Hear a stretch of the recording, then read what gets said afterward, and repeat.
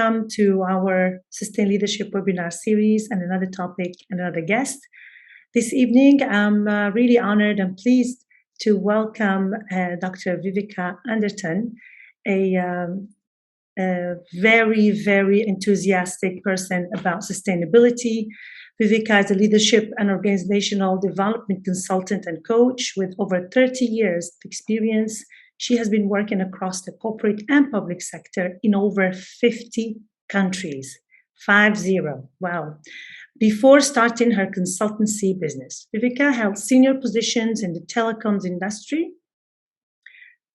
She's Swedish-born. Viveka thrives in challenging international environments and delivers tailored organizational transformation programs, including sustainability and diversity programs. She actively promotes performance-driven cultures in Europe, Middle East, and Asia, developing leaders through executive and team coaching, as well as customized training.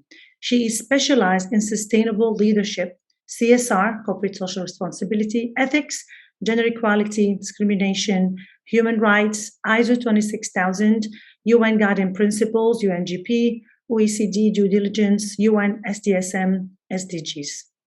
So today we're happy really to have some time with Viveka, and it's really going to be short, but at least we'll get a feel of her experience and especially about the findings from her interviews with executives in the UAE on the topic of sustainability.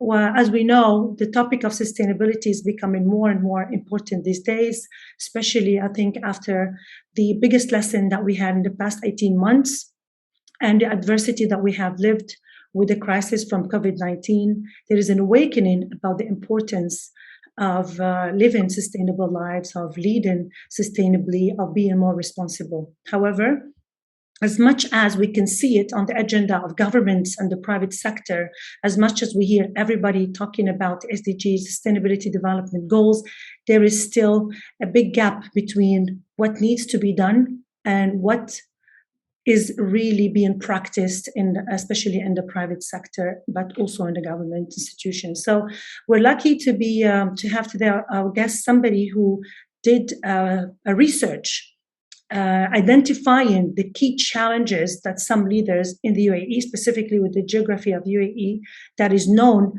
to be benchmarking, to be setting a trend about the importance of sustainability.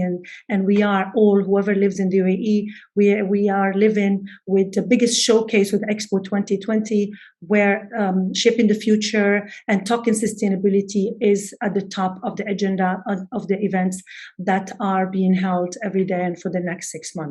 So Viveka, without further ado, I'd give you the stage so you can share with us those findings, share with us your journey, and also so we understand how are leaders navigating between being responsible but also managing to be profitable.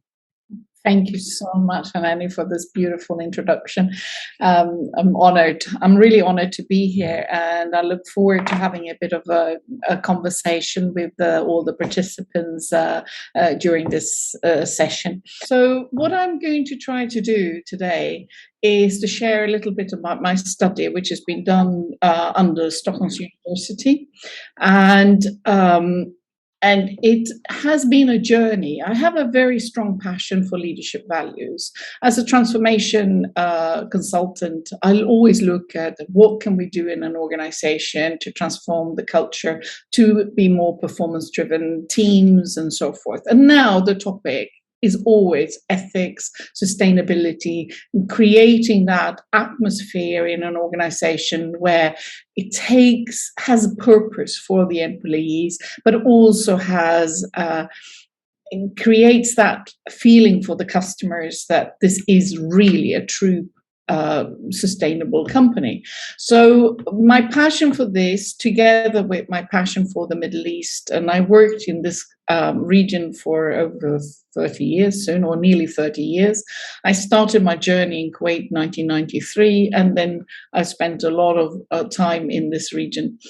So this study that I attempted provides more portraits of executives who I've interviewed in the UAE. It's a multidisciplinary study. It is a business ethnographic study together with economics and business. So it's quite a new age type of study that we don't have many of in this field. We do have business ethnographic studies in the consumer industry, looking at consumers' values and so forth, but not in this particular field. So this is quite interesting. So what I did was semi-structured interviews and text analysis of what is going on in the UAE. And I'd like to share a little bit about my findings for that. So the research questions I had for it was, how do actually corporate leaders engage with sustainability in the UAE? What trends do they see in the country? How do corporate leaders prioritize the expectations of various stakeholders? For instance, customers compared to the government, or their employees compared to the profit, their shareholders and so forth. And how do corporate leaders see their career trajectory in relation to responsibility business practices?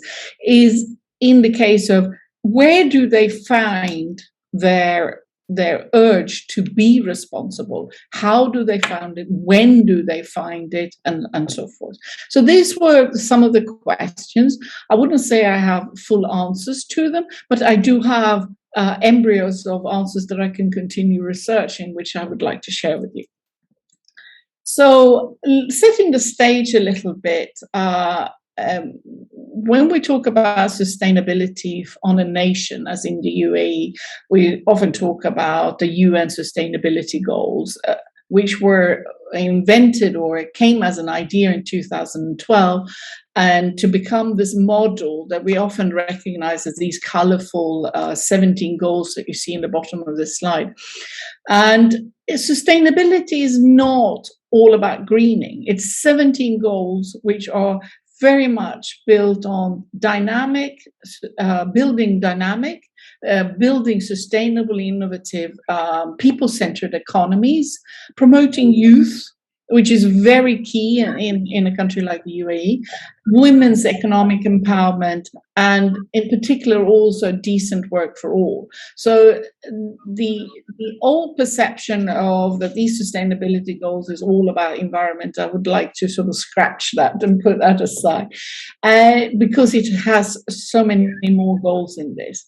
And in that as well, these topics, the collaboration between the state and the private sector is absolutely key for its success, so that the governments and the private sector can actually do work towards one goal. And then how perceptive is the private sector to actually engage in this? This comes very much from the executives, and that's what we are sort of going into here now. When it comes to UAE sustainability planning, it has been done for a very, very long time. UAE was very early on in the sustainability planning because of its need for diversification. And one example of this is the development of Dubai. And also is UAEs have even contributed significantly into the UN's definition of those goals. So it is a natural process for the UAE to continue with this. UAE started their planning in 2005, which led to the 2020 agenda. This 2021 is connected to the building of the nation and the founding of the nation. And as you can see here is a quote from His Highness Sheikh Mohammed, which is building a strong and safe union of knowledgeable, innovative Emiratis which will confidently build a competitive and resilient economy. They will thrive as a cohesive society bonded to its identity, enjoy the highest standards of living within a nurturing and sustainable environment, which is the objective of this 2021 agenda. Going further, why are there so many different years? 2021, 2030 is what we talk about, and now we're talking about 2071. And the reasons for this is that actually UAE was so early on and developed this 2021 agenda. And then also is you have a number of different Emirati agendas, Abu Dhabi, you have Dubai, Sharjah, and Fujairah, and so forth, which all have very different needs, requirements, but also have their own agenda. So together, there has been a build of the 2030 agenda, and now moving on towards a 2071, when the UAE is going to have its 100th anniversary. And also it's slightly different than other countries as well. And I'd like to point that out because of its early work, UAE introduced national key performance indicators, which there are 52 of, and then 365 sub-indicators. And they together are in the plans converting to these colorful SDGs, which are in the national agenda. And I think it clarifies a little bit of the different terminologies that we hear when we talk about sustainability in the UAE. Also is that the UAE's 2030 agenda has been very much connected to becoming one of the top countries in every aspect, and they pride in being the ease of doing business index, human development index, etc. And those indexes have been incorporated into the plan in a very, I would say, beautiful way of actually reaching those SDGs and showing the how can I say, showing the results and the performance afterwards. I'll just stop there 2 seconds before I move into the next part of this, which is my actual study. Are there any questions on this particular part? Because I'd like us to all know. Is everyone from the UAE who's watching, can you put in the chat and say, where are you sitting today? It would be quite interesting to know. Yes, please. It would be good if you interact through the chat. And then at the end, we will give some time for voice questions if you want, but just not to interrupt the presentation. We would love to see what you're writing on the chat. Okay. Oh, there's one in Dubai. Are you all in the UAE watching? Or South Africa. I like that. That's interesting. That's great. We have Cape Town, that beautiful city. Yeah, Beirut. And Beirut and Dubai. Okay. I think the majority is from Dubai. That's nice. That's nice. But, great. So you know a lot about Qatar as well. Okay, from Cairo. I'm from Cairo here as well, so that's great. Yes, actually. Cairo, Canada, actually. Oh, I see that now. Sorry. Vika has been sitting in Cairo for how long you've been in Cairo now? Oh, I had my second leg I have had a second place here in Cairo for 14 years now. So yes, it is my home. So during the whole of this COVID period, I spent in Cairo, to everyone's shock and horror, but I like it here during COVID. And being from Riyadh, amazing, great, and another country that's really impressively moving towards sustainability in unprecedented ways. Love it. Absolutely. And particularly also having their own 2030 agenda. So that's excellent to see how we do. So going further,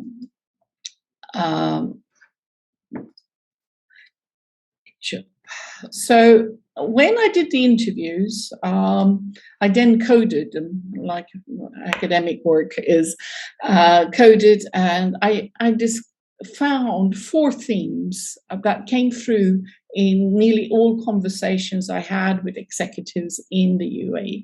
And the executives I spoke to were from the private sector, all of them. They were some Emiratis, and then also a lot of expatriates, as you can imagine, being a country that relies heavily on expatriate workforce. But they were both women and men, about just quite a normal picture of executives, different industries, not particularly one or the other, from pharmaceutical, from finance, and so forth. So it was quite a broad spectrum.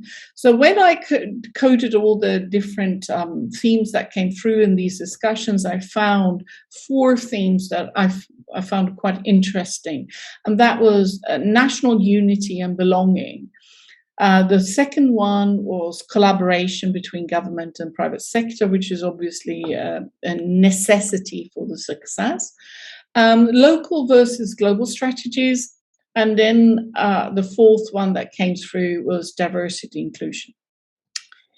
I did focus in my discussion more on the SDGs 5, 8, and 10, and not so much on the environment, because I wanted to get the feeling of how companies got the little bit more complicated SDGs into their part.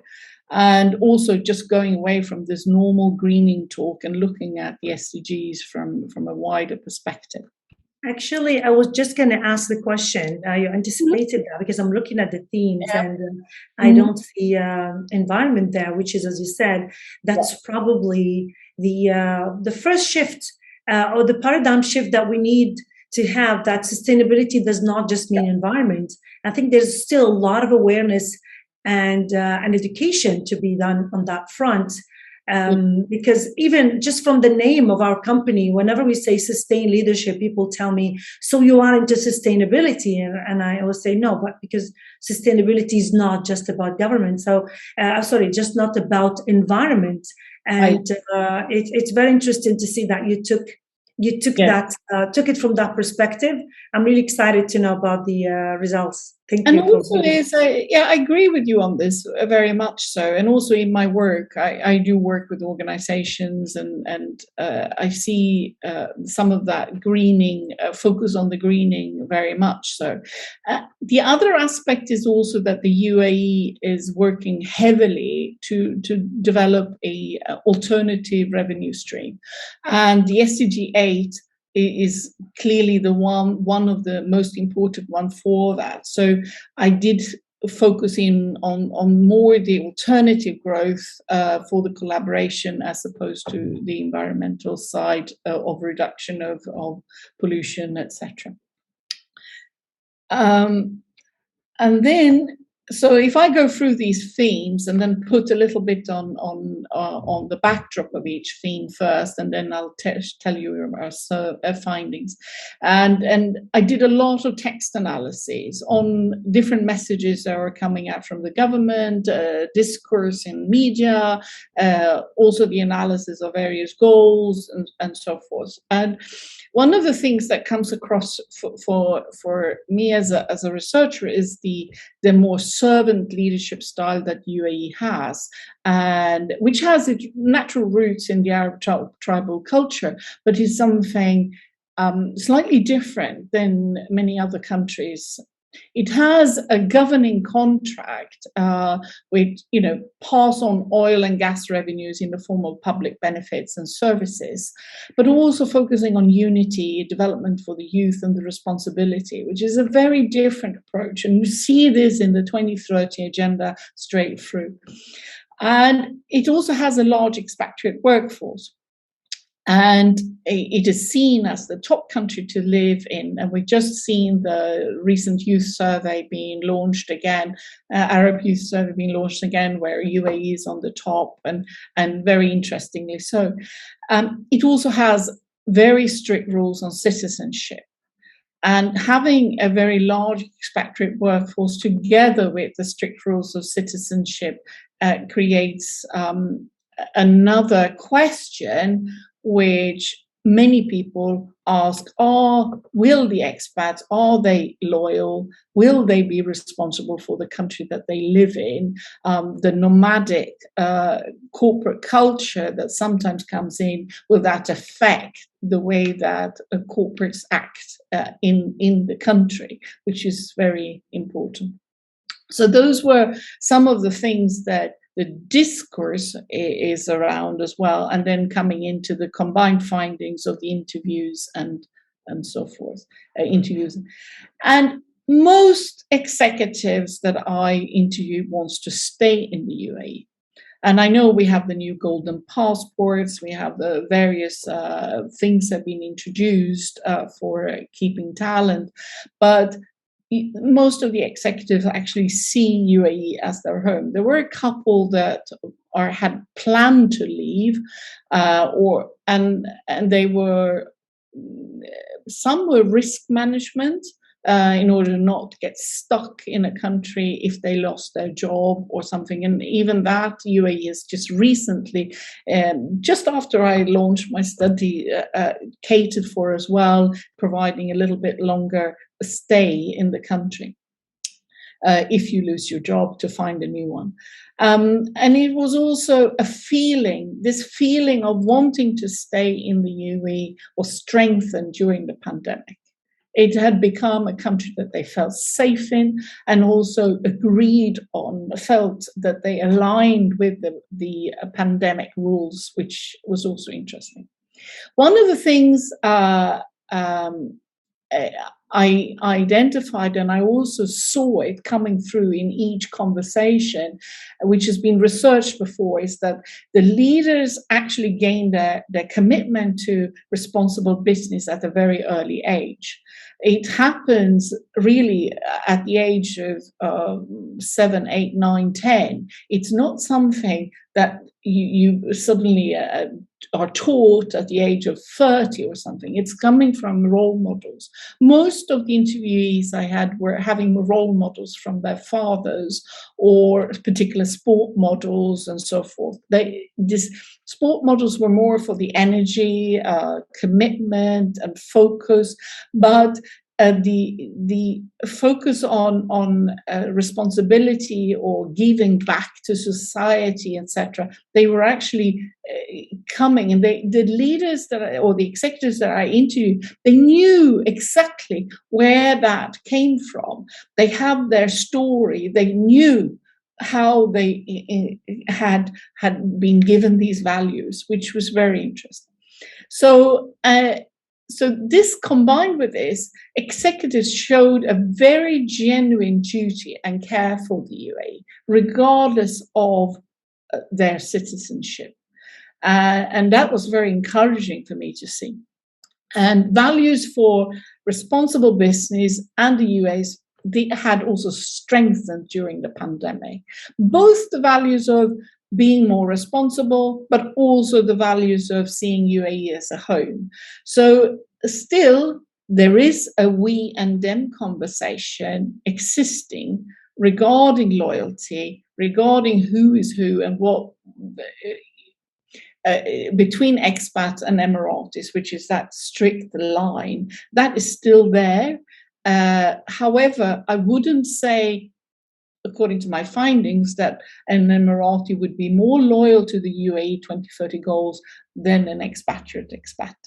Rather, nearly the opposite to a certain extent, that those that wanted to be in the country were looking for opportunities to engage with that 2030 agenda, to potentially even get the golden passport sort of thing, or get a more of a stability in the country. So that was very, very positive to see. The next finding was the collaboration between government and the private sector.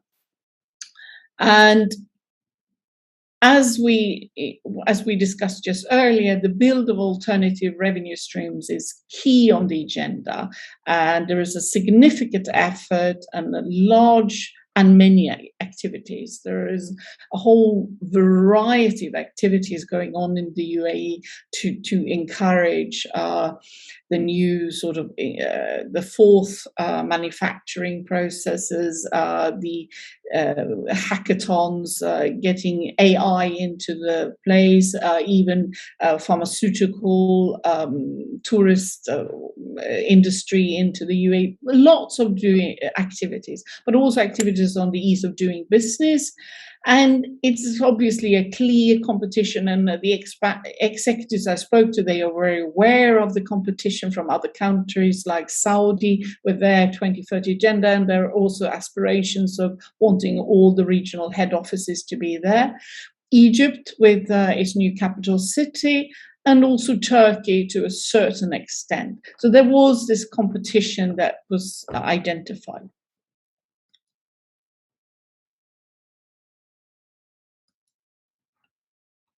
But what clearly comes is that executives struggle to gain deeper information and engage with the 2030 plan. This was a theme that comes through all the time. Lots of information, lots to read, but they struggle to engage with it, to actually take their company and business and engage with the different discourse. They also saw that they require an Emirati public relationship officer that has a different role than the role that public relationship officers have today. One that can actually bring that corporate vision of how sustainability would be done. And also there was a possible concern that came through, which is the contradictory between leaving and not having demands on organizations because they're in the free zone, and then the ease of doing business, and then can I collaborate with them anyway? So there's this contradictory, do I not put demands on the companies that are operating in the free zone? Do I not engage with them in order to handle also the competition that was in other places? I'll go forward to the third and the fourth quite quickly here so that we can have a bit of a dialogue and discussion as well. The third one was the local versus global strategies. Most of the multinationals, they adopt global strategies, and they use the international tools of People, Planet and Prosperity, ISO 26000, I missed a zero there, EcoVadis, RedTrack, and all these types of tools for due diligence, audits, assessments, and setting their global SDGs. They also, that created, I would say, a discussion about how do they address the future UAE CSR index. Will that have a different set of measurements or will it not? And there was a lot of questions around that. The global agenda tended to be prioritized, mainly due to the lack of actually knowing how to engage with the 2030 vision. And also they knew very well about country value programs such as ADNOCs, in-country programs where suppliers have to be audited or need to gain points in order to be coming up the ladder within the supplier approval chain. And then they could see limits in the benefits of reporting towards a national body and national action plan. And what I mean with that is that although they have a global agenda, they do actually achieve a lot of things within the UAE. And those successes and those progress that companies are doing, they are not actually reporting to the government, and the government can actually include that in the progress of the country's national action plan. So,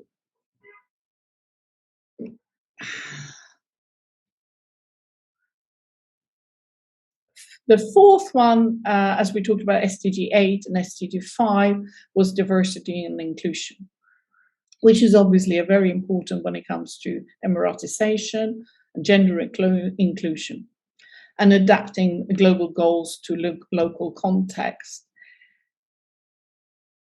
And the findings would say that implementation of Emiratization is still problematic for executives. And it has to do with access to Emirati talent, which we all know is a challenge for many companies, but also the contradiction to fair and inclusive employee policy.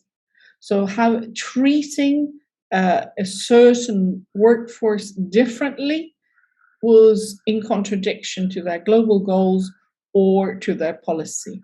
And then there was the cost. However, when it comes to gender, it was a high recognition that gender advancement in the UAE. It was a very high on their agenda to work with gender inclusion, show clear traction, and they could see results both on the nation and in their own organization. And they used schemes like the Year of Tolerance, the UAE, to create that traction in their own programs as well. So there was that collaboration or inspiration from the Year of Tolerance to drive through these sort of programs.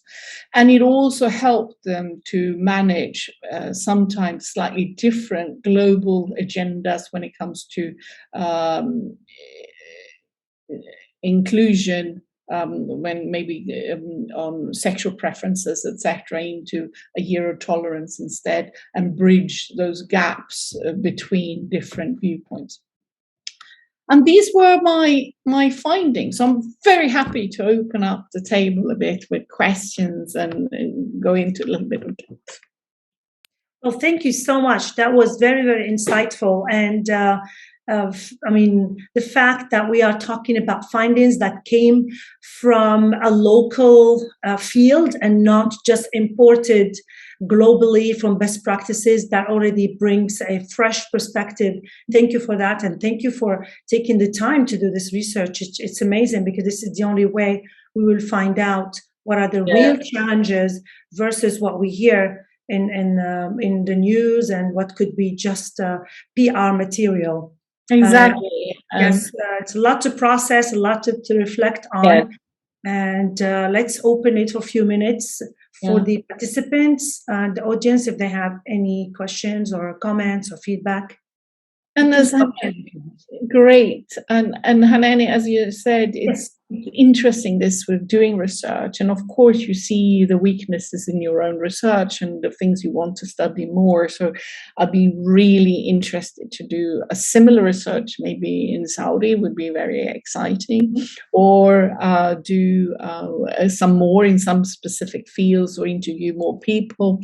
I'm really fascinated by the openness as well of the participants that I interviewed and the engagement that they gave. So it's exciting, actually. So I'm really keen to hear if there are any questions. Anyone want to reach a hand up? We still have anyone wants to unmute themselves and just ask a question or add a comment. That'd be great. There is Emily. Emily, please. Hi, good afternoon, and thank you so much for having me. What's drawn me through the discussion is exactly what Rebecca said.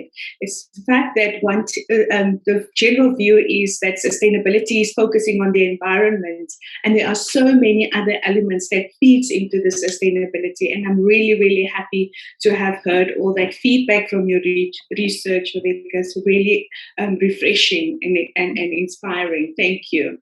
Thank you. Thank you, Emily. Do you have any questions, Emily? No questions at this stage. Also, another observation is from one of the findings that execs do find it difficult to engage with the content, to find information, especially around the sustainability goals. And how would you suggest they go about, if you have any advice for executives? Because I sometimes also struggle with the volumes of information that goes around in this space. I think in the UAE is a slightly different type of country, how it's structured and organized, and also because of its high rate of expatriate workforce or expatriate leaders as well. I think in the UAE, I think it's a recognition that both needs to work with. It's part of being a responsibility is to search and engage, but it's also for the governments to maybe sometimes point with a larger hand, which I do know that in the UAE they do, particularly with the larger local companies. They have certain expectations. So I think it's about meeting somewhere. In the UAE, one does work a lot with public relationship officers to create that connection when it comes to paperwork, to more strategic things. And I think there, the person that you engage with as public relationship officer needs to have a broader scope and a broader vision. And I think that's quite an important thing for the Emirati companies. And I think in other countries as well, it is good to have a dedicated person that actually does engage and is a specialist to engage, and outside of the pure comms department. Thank you. Thank you. There's a thought that came to mind as you were speaking about the Emiratization, for example. And when I talk about Emiratization, probably also bridging the gap between the two genders. What are what is your take, or probably what was, I don't know if you asked this question, or probably it came within the discussion with the people that you interviewed around what I'm going to put quote unquote as positive discrimination or quotas to push a certain minority, if you will. Do you think that's some kind of the initiatives or decisions or policies that could accelerate sustainability, and how are everybody thinking about it, or what are your thoughts personally about that? You know, I would say that the executives I interviewed, they were very positive about Emiratization. As such, they saw that this is a really important thing to bring Emiratis into the workforce. But they also saw the challenges of it. And I would say there are a number of challenges. One is the maybe less of interest to get into the private sector. Which is a well-known factor, which I think is changing bit by bit. But also there is that little tiny, and I concern sometimes that in who are they loyal to, and this servants leadership model actually does affect people on the lower ground as well. So the engagement needs to come from both the cultural aspect as well. So wanting to be there, having the right talent, and then engaging to become part of a corporate culture and that part. And sometimes a little bit separates themselves from being Emirati to the other. But I think the hesitations are primarily on cost, and to treat Emiratis as separate. And that was also, a leader said, I cannot be fair on the Emiratis if I sort of surround them with certain rules that are only applicable for them. That's not fair on them, it's not fair on the others. So that sort of earmarking of individuals in an organization is not fair for the earmarked Emiratis, and it's not fair for the rest. It doesn't give that inclusive culture, and that's the biggest hesitation. Yeah, I agree. Cost, if you have to have it, fine, you can find money for somewhere for it, and it's more like a tax you have to pay or not have to pay. But it is obviously a concern that you would also make a less of a fairness in an organization. Yes, I think there is still to be. Sorry. Thank you. I think this is the last question. I just wanted to understand or have your thoughts around. You mentioned in your theme 3 that obviously international standards are starting to play a bigger role and may impact on the USR, the CSR index.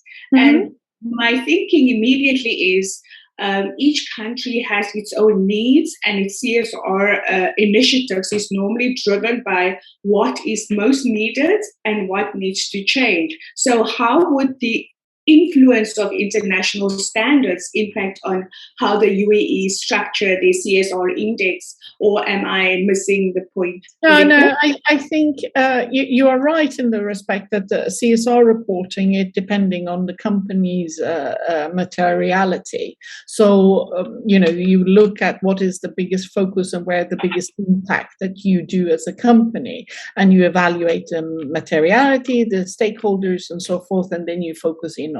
However, there are standards and that you can follow, like ISO 26000 has a standardization of questions and elements. EcoVadis also, however, in EcoVadis, companies often struggle with knowing how to improve a certain value, etc. But what I am hearing and seeing the concern about is that if you have to redo any presentations and any qualifications, any measurements for a third index, that would create a burden to actually engage with the UAE CSR index. It's rather the fact that to make sure that you're using the same terminology, the same measurement, that would help companies to actually approach both a global as well as a local UAE index. Thank you, Viveka. That makes a lot of sense now. I get that. Thanks so much. Thank you very much. I think the subject is so interesting that we exceeded the time, and we could actually half an hour doesn't do justice to this topic and to the discussion. But this was just to get a feel of these findings and to get a feel of Viveka's journey and her passion about accelerating sustainability, which I think I personally share with her, and that's what brought us together on this platform. This webinar is recorded, and we will be sharing with you whoever has participated the video once it's ready. And you can always reach out to us or reach out to Viveka if you want to know more.